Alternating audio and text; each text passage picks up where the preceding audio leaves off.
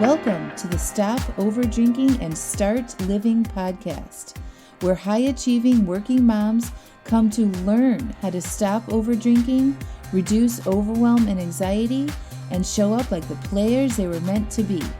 I'm your host, Angela Mascenik, and let's dig in.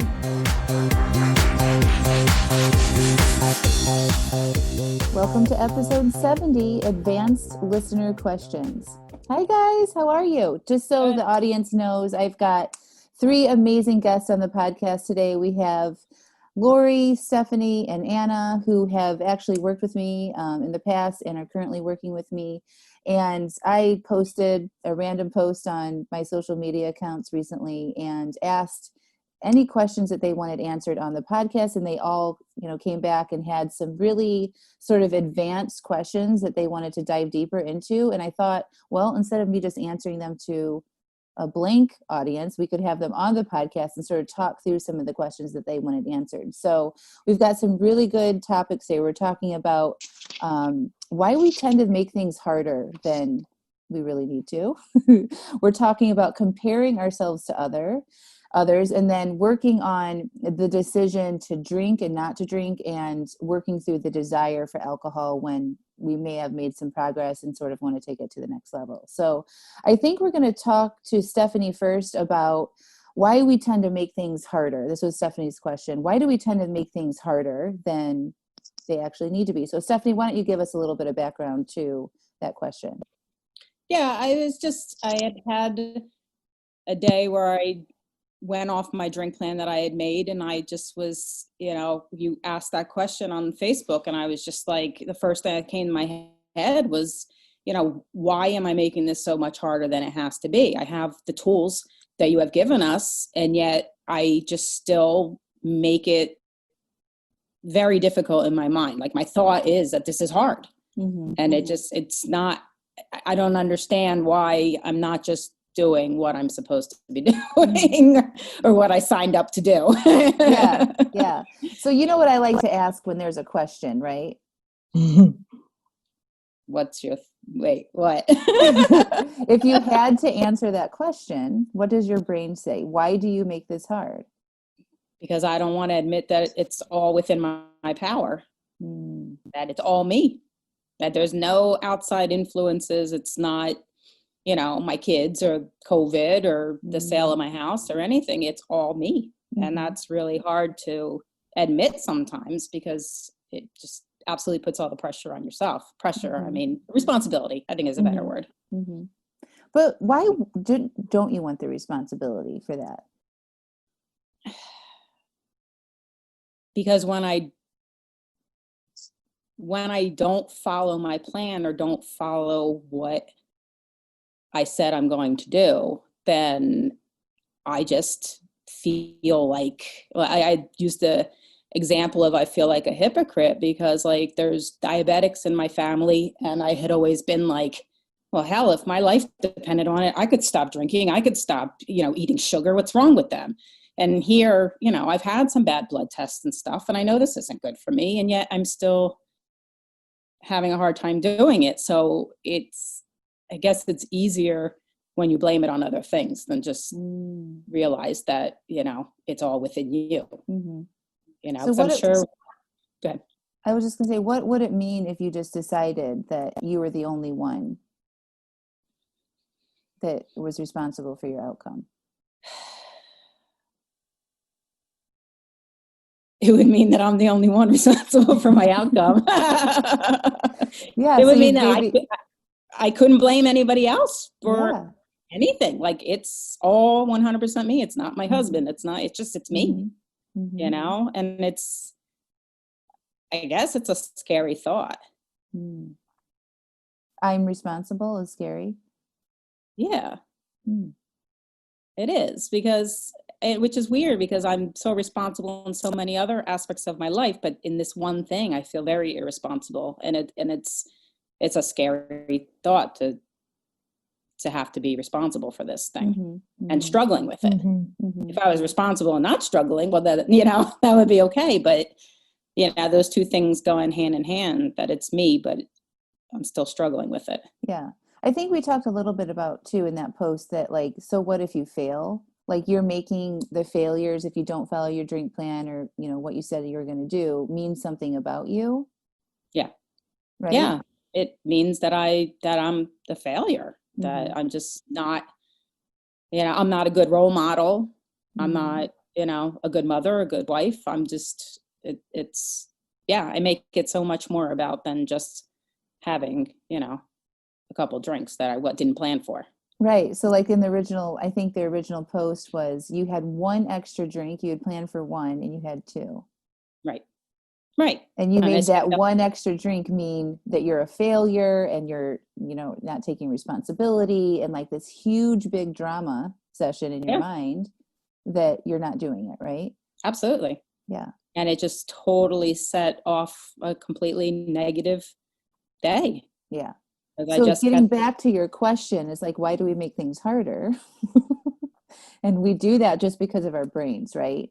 right, Because our default programming is that we always go to the negative. So if you can't be, you know, if you're the only one responsible and you can't even stick to your drink plan, then that means you're a failure, which are right, all just thoughts in your head, right? Mm-hmm. So the reason why we're making it harder is because you're allowing that brain of yours to run wild with shameful, regretful, horrible thoughts that don't make you feel good, right? And yeah. that just will feed into that cycle of when you feel like a failure, what do you tend to do? I drank more because I'm like, well, hell with it. I failed already. So what's Yeah, the big deal? yeah. You know? And this is all over just one extra drink that you had, which doesn't mean anything, right? It's a totally neutral circumstance. Yeah. Yeah. Yeah. Just, I just expect myself to be perfect in this. Yeah. And, when I'm not, Mm-hmm. it So just, wouldn't it be a totally different experience to like just you know you had planned to have one drink, you had two, and instead of thinking why do I make it so much harder than it needs to be, like so what? I had two drinks instead of one. I think because then I'm worried that I'm giving myself permission, giving myself permission to the next time that Mm-hmm. happens to be like, oh, well, you had one extra, so what? Mm-hmm. So it's kind of like, yeah, I don't want to feel like, okay, that's fine, you did it, and now Mm-hmm. go on with your day, kind of thing. Does that make Okay. sense? It totally makes sense. And this is what everybody thinks, by the way. They're like, well, I don't want to just give myself a pass because I'll do it again. But what you're doing is you're being hard on yourself, which causes you to feel bad. And then you're drinking anyway. So it's not working. Right. Yeah, So yeah, I'm that's I'm I'm suggesting that you ease up and feel more compassion and more curiosity and do the evaluations that we talk about in the program, right? Like sit down and like, what were you thinking in that moment that caused you to drink? Uncover that and then move on. But it doesn't need to be a big spin out, hard, drama filled thing if it's just one drink, right? You learn something from it and go on, but we don't need to keep perpetuating that shame and regret and failure type feelings. right. Yeah, I have to stop writing like evaluation. I had fucking more drinks than I was supposed to have. Right, I right. need You got to you got it's just you got to get so factual. It's just like had one drink planned, had one more. Why? I had this thought that led to this feeling that drove me to have that extra drink. And that's it. Like those are the facts, right? right, And then you can move on. It right, doesn't need to be this big cascade of events. So why we make it harder, just to get back to that original question, is because of how we're thinking about what we're doing. That's what makes it hard. That's I'm it. being too emotional about it. I'm not being factual about it. I'm just Yeah, being too you're emotional. getting into more drama mode, into a story versus sticking with the facts of the situation. Okay, that makes sense. Okay, good. Do you have anything else you want to add to that? No, I don't think so. Okay, good. Thank you. You're welcome.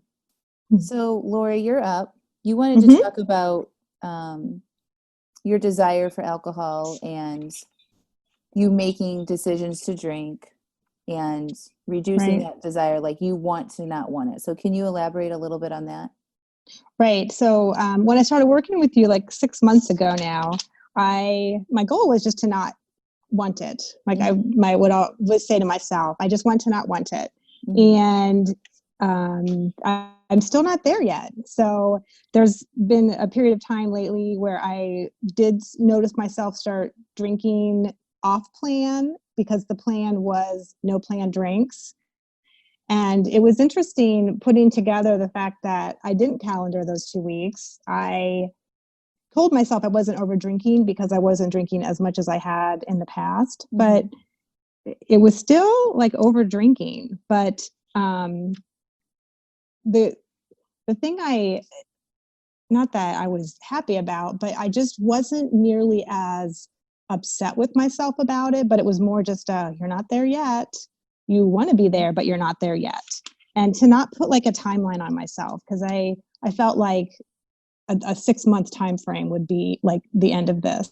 But it's who knows what that is. And now I've gone back to the scheduling a welcome of the urge. Like, I know it's going to come. I want to be conscious about it, because for those 2 weeks I was just like unconscious. I was back into that.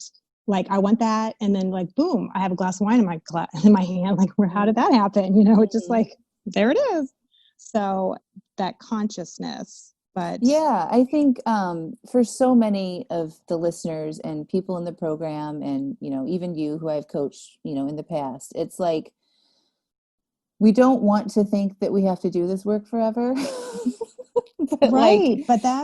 but like managing your mind is something that I think that we should want to do forever. Right. So like committing for me, I think in my own growth and reduction of the desire to drink is like, I made a hard commitment to myself that I don't make in the moment decisions for alcohol, like ever again, like it just didn't happen. When we make in the moment decisions for alcohol, that's why we have desire in the first place, because your primitive part of your brain is like, ooh, that sounds good. Let's have a glass, even if it's just one, right? Right. And you have the one glass, and then the next day, ooh, that was fun. Let's do that again. Have another glass. Right. Yes. And then you keep answering that call in the moment, and then your desire just builds over time. So after 2 weeks, you're like, oh my God, I really want to go. Like, put a stop to this. Here we are again.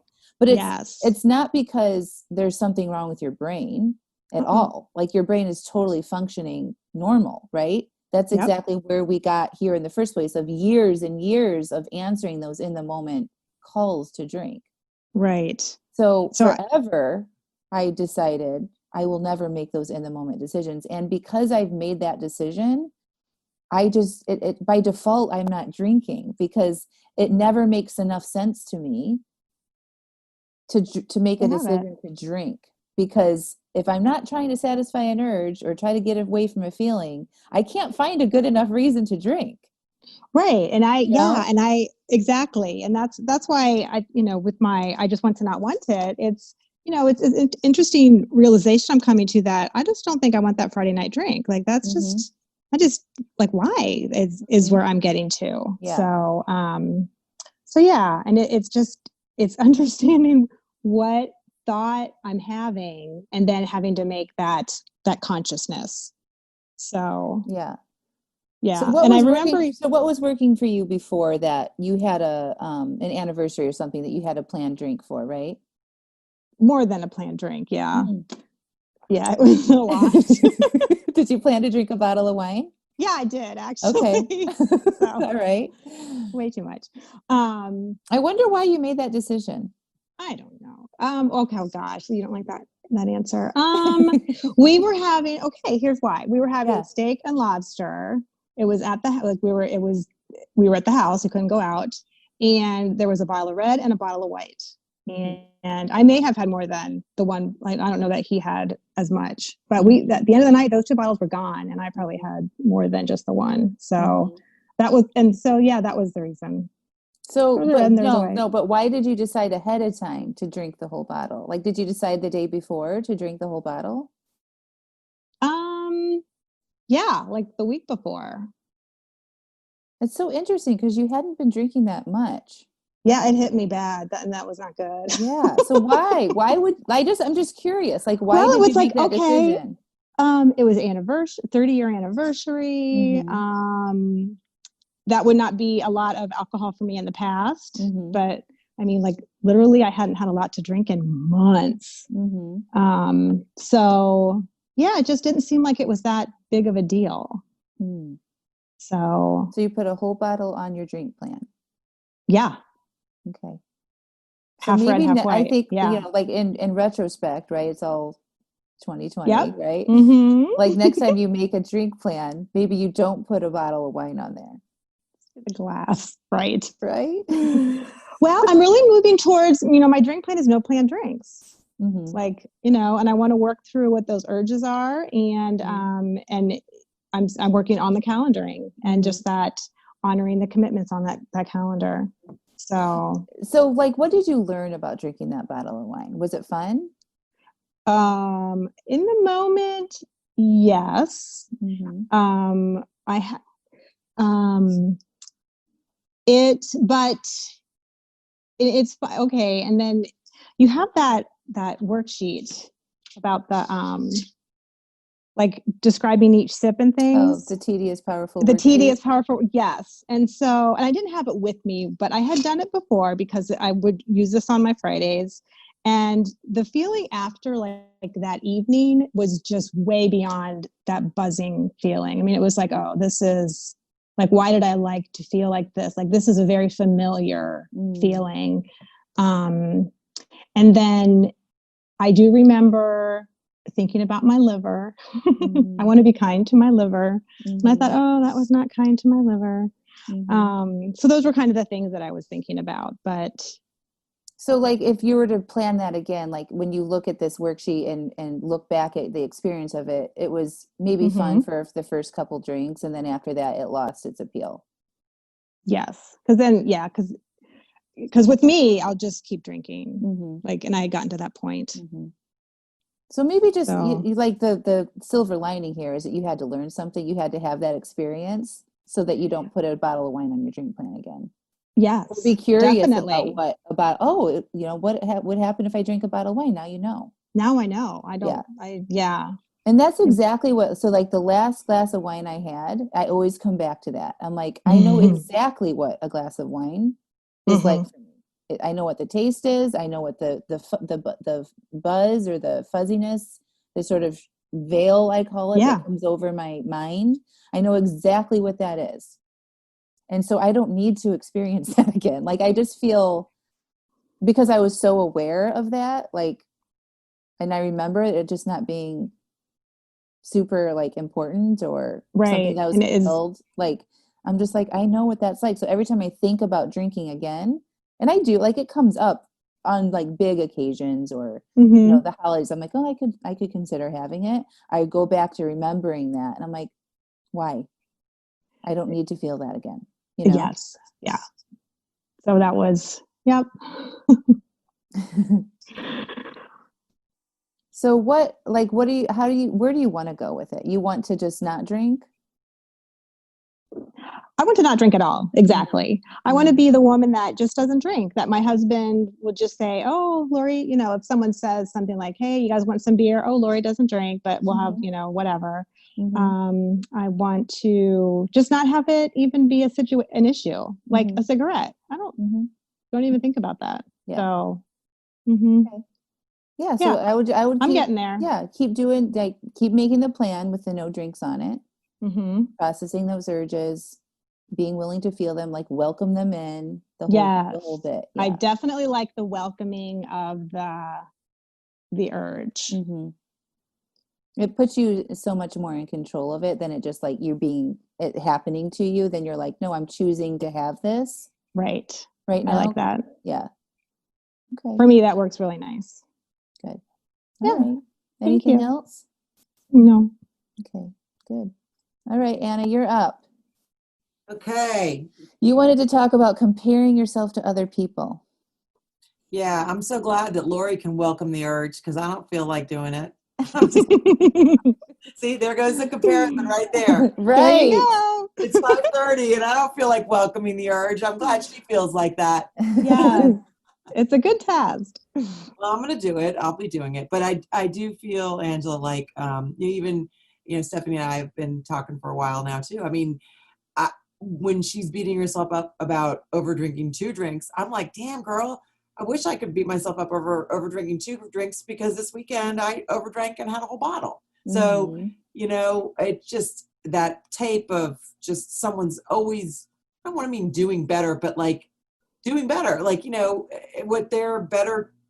Does that make sense? Yeah. So it's like you think like Stephanie's experience, let's just use her for an example, her over drinking 1 extra drink when she only had planned 1 is like amazing. Yes. Like that would be your goal, right? But for her, it's just as miserable for her that it is for Exactly. you to drink that whole bottle of wine, right? Yeah. And I mean, it's not just about drinking. So you can compare yourself to anything.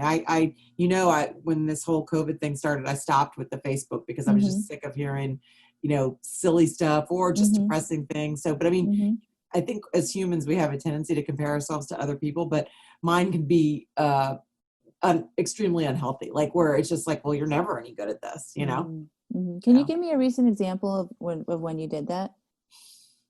I don't know. I mean, I think, I look at, people and girls like, okay. In the program, you have a lady who, lost, what is she? She's complaining she only lost like 10 pounds in a month. And I'm like, oh my God, I think that's glorious, So that's a good example of it. So tell me what your thoughts are when you see somebody celebrating that they lost 10 pounds in a month. Like, I wish I could do that, or I've done that, but I should have done better. So how do you feel when you think that? Defeated. Yeah. And then usually what happens when you feel that way?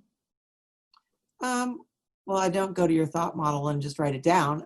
But I feel defeated, and usually I'll go down in like that spiral, and it may not, what I've learned recently though, is it may not happen all right at that time. I may get through a couple days and be like, you know what, you got this. And then a couple days later, something happens. Either I'll have a planned drink and overdrink, or I'll have a not planned drink and drink anyway, or I'll eat too much of something. So it's not necessarily right in the moment, but when I look back through my extensive journaling, it'll come back, Yeah. So it's like it's like a quick little hit of like the thought comes into your mind.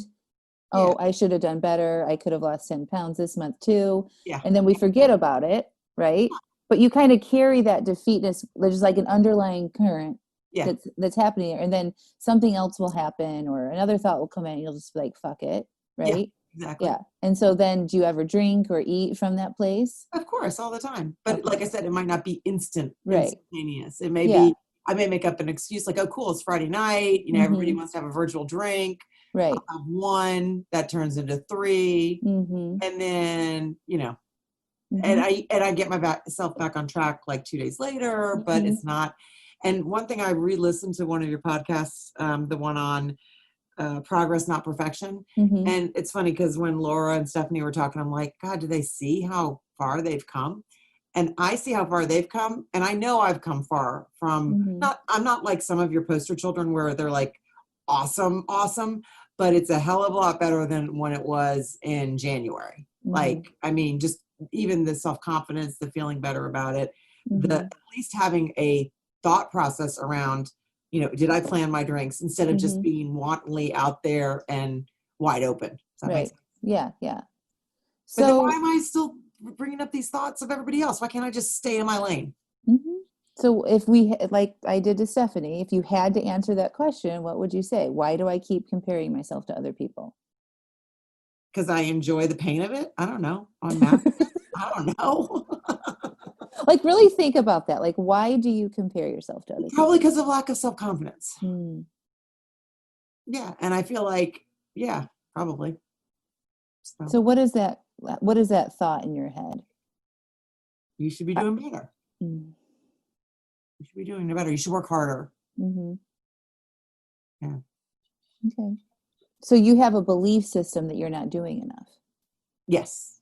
Yeah, that's a good point. Okay, I'm writing that down. Yeah. But that's in life in general. Yeah. So you have a belief that's like, again, that underlying current that you're not doing enough. And then when other people post successes or, even a failure that's not as big as one that you've had, you come back to, I could have done better. Yeah. God, you're brilliant. Yes. Yeah. Yeah. So how do I fix it? Tell me what the thought was again that you... I'm not doing enough. I should have done better. But it was, what did we uncover there? I forgot now. What did you write down? The underlying current is just that I got probably self-confidence. So, okay. And it's particularly about looks. It's not necessarily about smarts or, it's more about weight and, stuff that quite frankly, when we all go to our graves, really doesn't matter. Right. Seriously. Like there's so many bigger issues in the world right now than the number on the scale, right? Or having 2 glasses of wine versus 1. Right. You know what I mean? Right. Yeah. Okay, can't you walk me through the thought model to fix this? So if you thought that what you were doing is enough, what would that mean? How would things change for you? I guess but then it always looks like the perfect, like when you talk about progress, not perfection, like the not drinking, like just not drinking, just only eating no carbs and no flour, no sugar. That looks like enough, like when it's perfect. But what would be enough for you in your own like results and actions that would be enough so that when you see somebody else doing something different, you're like, oh, I've got myself. You know what I mean? Yeah. That's their own result because of their own thoughts. I've got what I'm doing in my life is enough. Probably not the continual disappointing myself because every time I go off the drink plan or every time I don't uphold a promise to myself, I feel like if I could just stay with the promise that I gave to myself, that would start, I think. Because that starts the downward spiral. Yeah. So you would feel like it was enough if you honored your commitment to yourself. Right. Okay. How can you be enough when that doesn't happen? That's a good question. How can you, this is like, we've talked about this before, right? Like, how can you be okay and be enough exactly where you are in this very moment with everything that you're doing? Well, kind of like what you said, because what you're supposed to be doing is exactly what you are doing. Yes. And we're not supposed to be perfect, right, as humans. Right. And we have to expect that we're going to have failures on the way and struggles and obstacles to overcome. Right. And all of that is part of the process. And when you think somebody else is doing it better than you, you don't see all of that, right? Right. So getting back to this topic of comparing yourself to other people, what is that result creating for you in your life? When you think I should have done better, in the circumstances, somebody shares a success or somebody shares a struggle that is minor compared to mine. But you know what? I'm happy for them. Like I'm thrilled for Stephanie. I mean, yeah. But you have a thought about you, right? That you should have done better. Right. Because right? I'm not excited. Yeah, nobody's arguing that at all. Nobody's saying that. For myself as I am for her because I don't see my own shit. Like it's when you have a thought about yourself and comparing yourself to other people and thinking I should have done better, that creates a result for you in your life of not doing things that you wanted to do. Right. Yeah. So it's just distracting you from getting to work when you have thoughts about other people, right? I thought about it as a distraction. Yeah. Because like when you feel defeated, you said, I don't go do the thought work. I don't run models. I might the next day I might eat or drink off plan. Right. It just continues the spiraling. Yeah. You stay stuck where you are.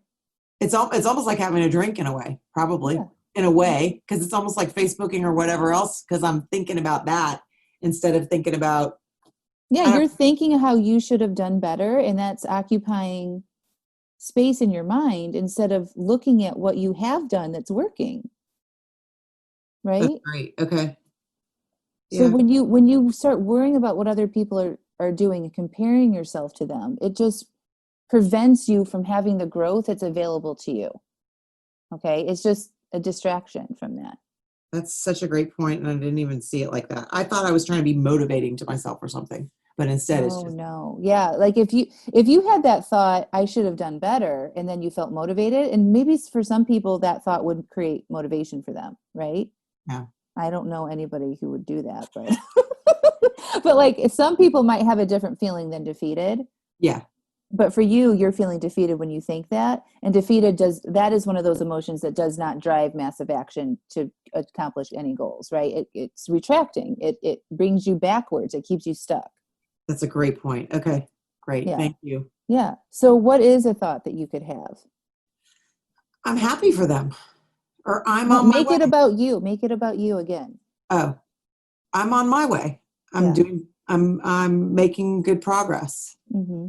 I'm a hell of a lot better than I was in January or Mm-hmm. December. And I've written that some, Mm-hmm. but that's not my first thought. Yeah. So I think I have to start doing like what you told Stephanie one time to do, like write it down 40,000 times. Yes. Yes. You know, just, Yes. yeah, it's not my initial thought, but you know, you are on your way. You are making Yes. progress. I like that. You're on your way. You're making your own progress, right? Your story is different. You don't know the whole story for them, right? Right.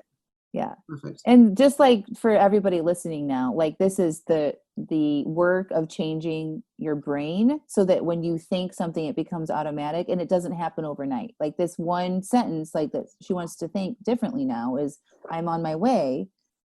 Like there's work that's now involved for her to change her brain permanently to think that automatically. Right. Right. And that's the writing it every day and journaling and staying committed to that thought until next time I ask you, what do you think when somebody shares something? You're like, oh, I'm on my way. Yeah. It doesn't happen overnight. You have to be committed to that work and to that new thought, just like you've been committed to this old story that what you're doing isn't enough. Got it. So if you think about all the years you've thought that. Oh yeah. Right. It makes sense. Like it's going to take a little bit of time and effort for you to change it to this new way of thinking. Right. Yeah. I just wish I could snap my fingers and like have like 3 weeks, you have a change. So yeah, that's that instant gratification that we're all after. Right. Right. Yeah. Okay. Thank you. Thank You're you. welcome.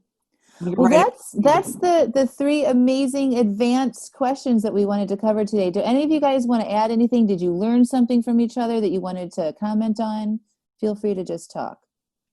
Yeah, I learned from Anna just that question about how can I be enough when I don't honor my commitment? Because that calendaring is a commitment to me, and I'm not quite there. And it's and where I go with that is acceptance of where I am now. And it took me a good 6 months to get there, and just to be in a place of discovery and learning about my growth. And just putting myself that this is a fun challenge right now. I would never have thought that 6 months ago. Never. I had to convince you that you needed a calendar in the first place. Yes, you did. And I'm still not 100% on the calendar, but I have it. And I'm learning a lot about myself through this process. Yes. It's a lot, but it's kind of that same thing of that honoring the commitment. Yeah. And it's so exciting when you can see that you do honor a commitment, even if it's just for a day or a week. Because you know it can happen. It is like about that B- work that I talk about, in progress, not perfection, right? So if you guys could all just be okay with like doing the B- and making progress, and you see progress month after month and week after week, and acknowledge that process, that progress, and how far you've come, it's just a totally different scenario than like having to be perfect and judging yourself and saying I'm not good enough, right? Yeah. So B- work can get you really, really far in this work.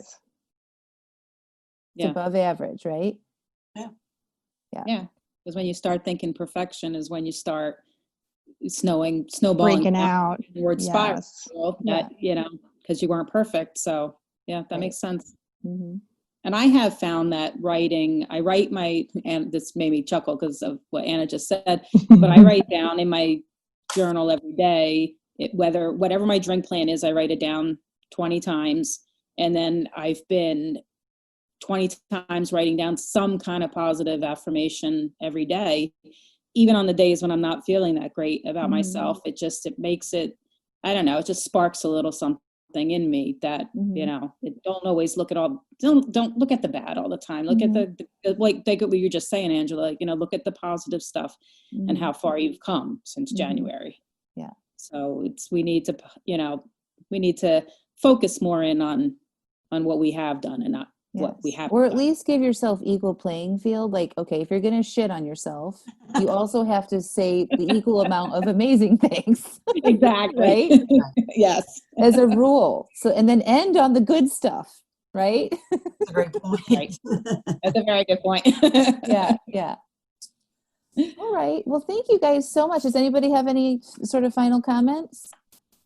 I think that's going to be the quotation for the day. If you're going to shit on yourself, have equal playing field with positive stuff. And end on the positive. Yeah. I need new tattoo right there. Yeah.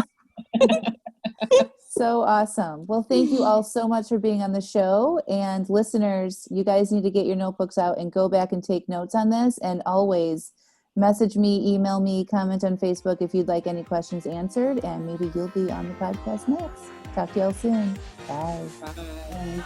Bye. Hey, did you guys like what you just heard? That is a very good example of what a group coaching call is like inside my program, Stop Over Drinking and Start Living. If you're interested in getting coaching on some underlying beliefs that you have about your abilities to stop over drinking or what you make it mean when you drink, please request a call with me and see if joining my amazing group program where you get to be around awesome, smart, capable, badass women like the ladies on this call, and we'll see if it's a good fit. So the link to request a call from me is in the show notes, and I look forward to speaking to you soon. Talk to you next week. Bye for now.